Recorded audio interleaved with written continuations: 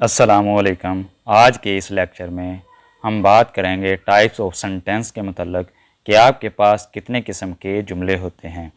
तो आज का लेक्चर शुरू करने से पहले मैं पिछले लेक्चर का कुछ रिव्यू दूंगा, जिसमें हमने लेक्चर 1 में डिस्कस किया था कि आपके पास लेटर्स क्या होते हैं, उनमें आपके पास वावल्स और कॉन्सोनेंट्स क्या होते हैं। उसके बाद आपने बात की थी वर्ड्स के मतलब कि वर्ड्स क्या होता है आपके पास, उसकी डेफिनेशन और उसकी एग्जांपल्स देखी थी। उसके बाद हमने बात की थी फ्रेज़ के मतलब कि फ्रेज़ क्या होता है, कम्बिनेशन ऑफ वर्ड्स जिसमें आपके पास कोई मैसेज कन्वे किया जाता है लेकिन वो आपको मुकम्मल इंफॉर्मेशन ज़ाहिर नहीं करता।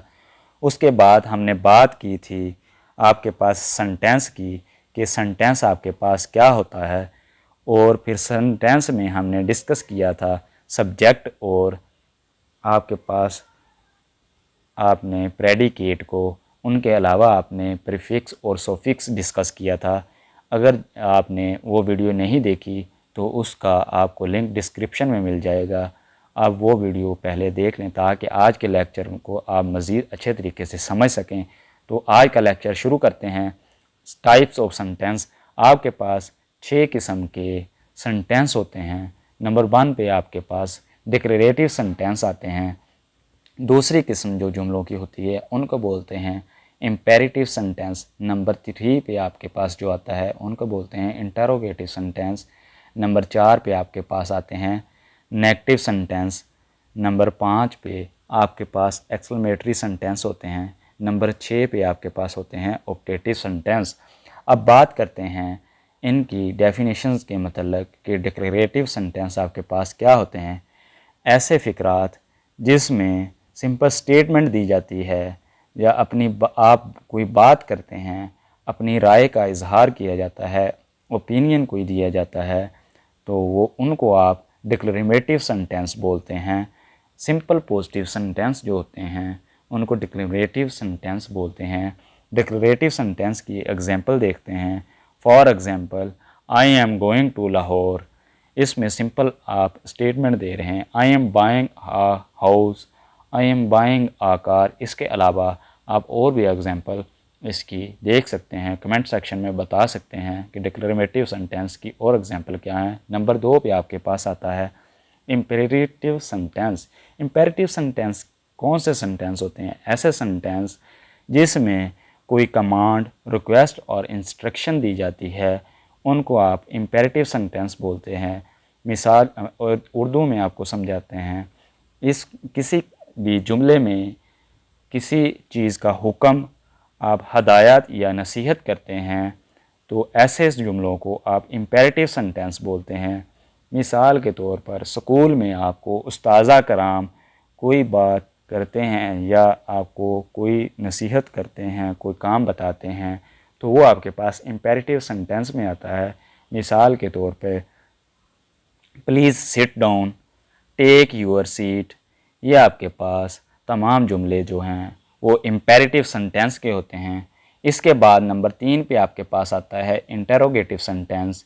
ऐसे सेंटेंस जिसमें आपके पास किसी चीज़ के मतलब इंटरोगेशन की जाए। इंटरोगेशन का मतलब होता है पूछताछ, पूछ-गछ करना किसी भी चीज़ के मतलब।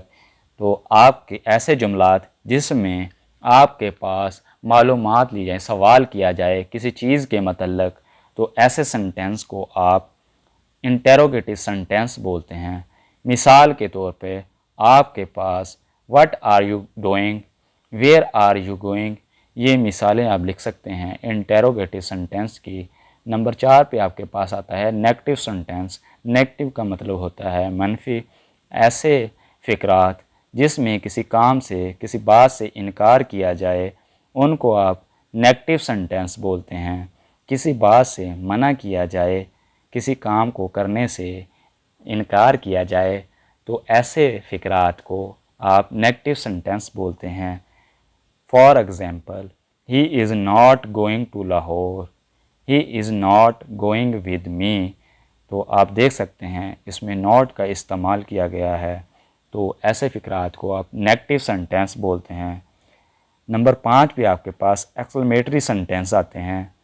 ऐसे फ़िक्रात जिसमें स्ट्रॉन्गली अपनी फीलिंग्स इमोशन को ज़ाहिर किया जाए, उन फ़िक्रात को एक्सक्लेमेटरी सेंटेंस बोलते हैं। जब किसी फ़िक्रे में मिसाल के तौर पर अपनी खुशी का इजहार किया जाए, गम को ज़ाहिर किया जाए, ऐसे फ़िक्रात को आप एक्सक्लेमेटरी सेंटेंस बोलते हैं। For example, hurrah we have win the match, hurrah we have win the match. तो आप देख सकते हैं कि इसमें हुर्रा एज ए इंटरजेक्शन इस्तेमाल हुआ है। आपके पास इन फ़िक्रात में एक्सक्लेमेशन का साइन भी इस्तेमाल होता है। तो हुर्रा आपके पास खुशी का इजहार ज़ाहिर कर रहा है, बहुत ज़्यादा एक्साइटमेंट शो कर रहा है। ऐसे फ़िक्रात को आप एक्सक्लेमेटरी सेंटेंस बोलते हैं। इसकी दूसरी मिसाल आप ले सकते हैं, अलास ही हैज़ डाइड। अब आपके पास अलास एज ए इंटरजेक्शन इस्तेमाल हो रहा है, जिस अलास आपके पास गम का इजहार कर रहा है कि कोई फ़ौत हो गया हो, तो उसमें गम का इजहार करने के लिए आप अलास इस्तेमाल करते हैं। तो ऐसे फ़िक्रात जिसमें अपनी फ़ीलिंग का इजहार किया जाए, उनको आप एक्सक्लेमेटरी सेंटेंस बोलते हैं।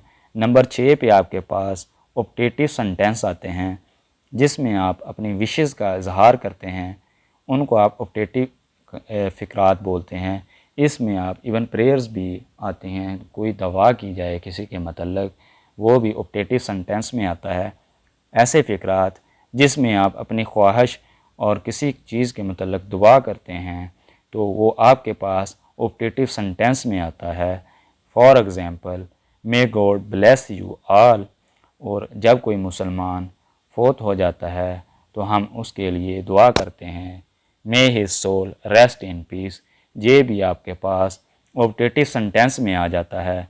अब मैं एक दफ़ा इन सब सेंटेंस को रिपीट करता हूँ ताकि आपको अच्छे तरीके से समझ आ जाए। डिक्लेरेटिव सेंटेंस ऐसे सेंटेंस होते हैं जिसमें सिंपल स्टेटमेंट दी जाती है, उनको डिक्लेरेटिव सेंटेंस बोलते हैं। नंबर 2 पे आपके पास आता है इम्पेरेटिव सेंटेंस।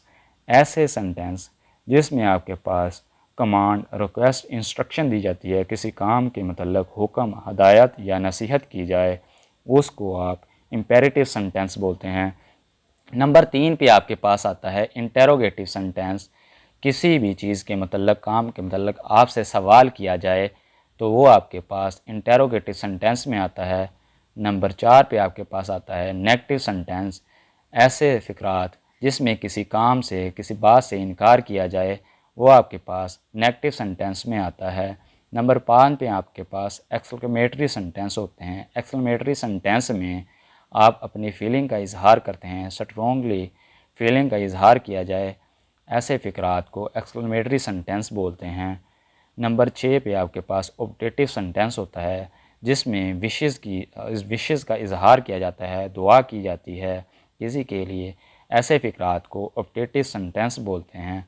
अब आप मिसाल इनकी कमेंट सेक्शन में बताएं कि आपके पास डिक्लेरेटिव सेंटेंस क्या होता है, imperative sentence, interrogative sentence, negative sentence और एक्सक्लेमेटरी सेंटेंस, ऑप्टेटिव सेंटेंस। इनके एग्जाम्पल आप कमेंट सेक्शन में बताएं ताकि हमको समझ आ सके कि आपने इस लेक्चर से क्या सीखा है। इंशाअल्लाह इससे नेक्स्ट लेक्चर में हम बात करेंगे पार्ट ऑफ स्पीच के मतलब कि आपके पास पार्ट ऑफ स्पीच कितने होते हैं, उनकी टाइप्स कितनी हैं और उनकी डेफिनेशंस के मतलब।